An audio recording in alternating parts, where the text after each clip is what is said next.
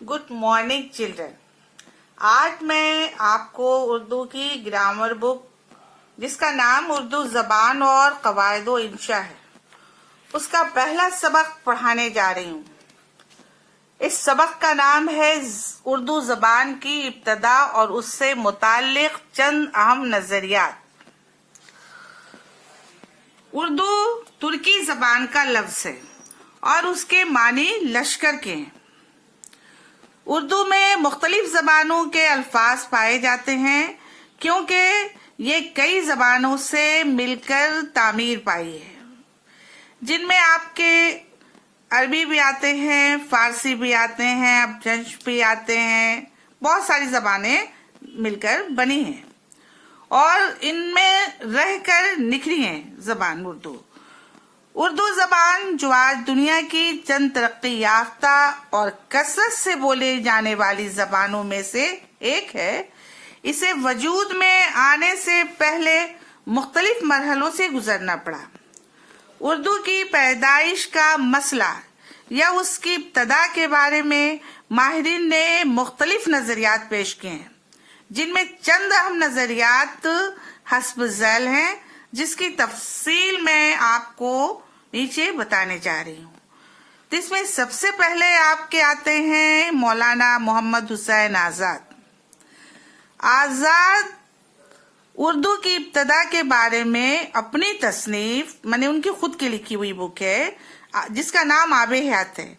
आबे हयात में लिखते हैं कि इतनी बात तो हर शख्स जानता है कि उर्दू ब्रिज भाषा से निकली है और ब्रिज भाषा खालिस हिंदुस्तानी जबान है। ब्रिज भाषा शोरशीनी आभ्रंश की जानशीन है। आजाद के अलावा उनसे कबल मीर अमन देहलवी, इमाम बख्श सहबानी, सर सैयद अहमद खां, शमशुद्दीन कादरी ने भी उर्दू को ब्रिज भाषा से ही मंसूब किया है। नंबर दूसरा में आते हैं आपके हाफिज महमूद खां शिरानी। हाफिज महमूद खां शिरानी ने अपनी किताब पंजाब में उर्दू, ये बुक का नाम है उनके, लिखा है कि उर्दू पंजाब में पैदा हुई और वहां से हिजरत करके दिल्ली पहुंची। हिजरत के मानी होता है एक जगह से दूसरी जगह चले जाना। उनके नजदीक खड़ी बोली हरियाणवी और पंजाबी दिल्ली में मुसलमानों की आमद के बाद वजूद में आई। आमद के मानी आना होता है और जिसे हम उर्दू कहते हैं। पंजाब में पैदा हुई और फिर हिजरत करके दिल्ली पहुंच गई। नंबर तीसरे में आपके आते हैं मोहिउद्दीन कादरी जोर।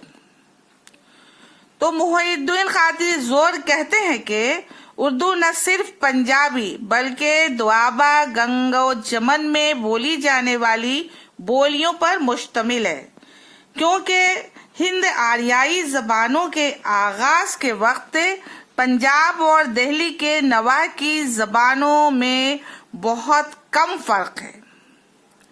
12वीं सदी ईस्वी के बाद इन जबानों में वो इख्तलाफात पैदा हुए जो एक दूसरे को अलग कर देते हैं।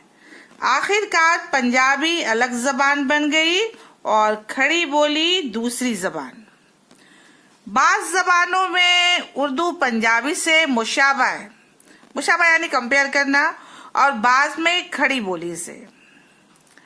नंबर 4 में आते हैं आपके प्रोफेसर मसूद हुसैन खां। तो प्रोफेसर मसूद हुसैन खां ने अपनी किताब का नाम है मुकदमा तारीख जबान उर्दू। तो मुकदमा तारीख जबान उर्दू में महमूद शिरानी के नजरिए की बड़ी अच्छी तनकीद की है। मुतअद्दिद मिसालों और दलीलों से ये बात साबित किया है कि कदीम उर्दू और दक्कनी की खसूसियात दिल्ली और दिल्ली के नवाह की बोलियों बिलखुसूस हरियाणी में भी पाई जाती हैं। नंबर 5 आता है आपके सैयद सुलेमान नदवी का। سید سلیمان ندوی نے اپنی کتاب نقوش سلیمانی میں اردو کی جائے پیدائش سندھ بتائی ہے۔ ان کے مطابق عربوں کی سندھ میں آمد کے بعد عربی اور سندھی زبان کے میل سے جول سے اردو زبان پیدا ہوئی۔ نمبر 6 میں اب چھٹے نمبر پر آتے ہیں ڈاکٹر گیان چند جین۔ ڈاکٹر گیان چند جین نے کھڑی بولی کو اردو کی اصل قرار دیا ہے۔ وہ کہتے ہیں اردو کے آغاز کو 2 منزلوں میں ڈھونڈنا چاہیے، اول کھڑی بولی کا آغاز اور دوسرے کھڑی بولی میں عربی فارسی کا شمول، جس کا نام بعد میں اردو ہو جاتا ہے۔ اب 7ویں نمبر پر آتے ہیں ڈاکٹر شوکت سبزواری۔ انہوں نے اپنی کتاب داستان زبان اردو میں، جو کہ 1961 میں لکھی گئی ہے، انہوں نے لکھا ہے کہ اردو کے آغاز و ارتقاء، آغاز کے مختلف نظریوں وغیرہ سے اس میں انہوں نے مدلل اور تفصیل بحث کی ہے، اور بحث کرنے کے بعد ایک اپنا الگ نظریہ پیش کیا ہے، جس کے مطابق اردو کھڑی بولی سے ترقی پا کر بنی ہے، جو 11ویں صدی میں دہلی اور میرٹھ کے نواب میں بولی جاتی تھی۔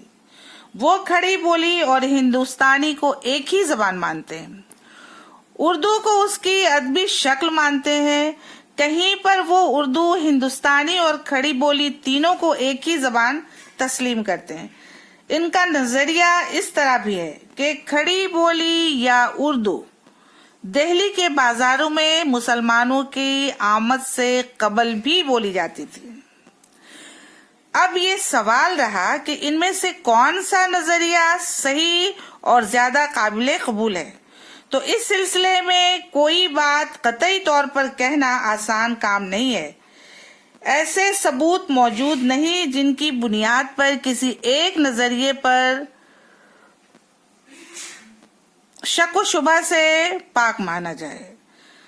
پھر اردو کسی خاص وقت کی پیداوار نہیں، اس نے مختلف علاقوں کی بولیوں کے اثرات قبول کیے ہیں۔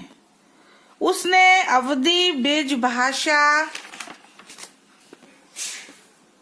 اور کھڑی بولی سے الگ اور روشنی کا عربی اور فارسی زبانوں سے ادبی چاشنی حاصل کی۔ حالانکہ اردو کے ارتقاء میں متعدد بولیوں نے حصہ لیا، لیکن اس کے ابتدائی لب و لہجے میں کھڑی بولی کے اثرات زیادہ نمایاں نظر آتے ہیں۔ ماہرین لسانیات کے نظریات کی روشنی میں یہ بات بھی یقین کے ساتھ کہی جا سکتی ہے کہ اردو ایک ہند آریائی زبان ہے۔ یہ کھڑی بولی شورشینی آپرنج، شوشینی پراکرت کے اندر بول چال کی زبان سے رشتہ جوڑتی ہے، جو سنسکرت کے ساتھ بولی جانے والی بولیوں کی شکل میں اب سے 2500 سال پہلے زندہ اور رائج تھی۔ پھر اس زبان نے عربی، فارسی، سنسکرت وغیرہ زبانوں کے الفاظ لیے، کیونکہ ان زبانوں سے اس کا ربط ضبط تھا۔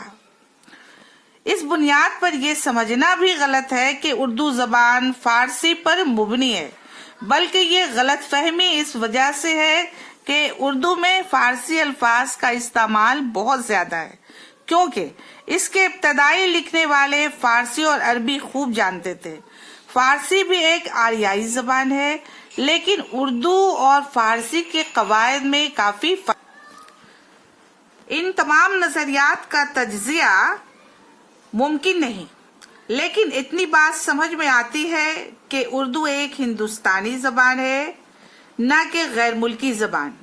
یہ نہ سندھ میں پیدا ہوئی ہے، نہ دکن میں، نہ پنجاب سے نکلی ہے، نہ برج بھاشا سے، بلکہ دہلی کے آس پاس بولی جانے والی کئی بولیوں میں عربی فارسی کے الفاظ داخل ہوئے، اور کھڑی بولی کے ترقی یافتہ شکل اختیار کرنے سے ایک نئی زبان کا آغاز ہوا، اور وہ زبان اردو کہلائی۔ کسی شاعر نے اردو زبان کی بڑی اچھی تعریف پیش کی ہے۔ ہے لوچ بھی کشش بھی لطافت بھی اس میں راز، تعریف مختصر یہ ہے اردو زبان۔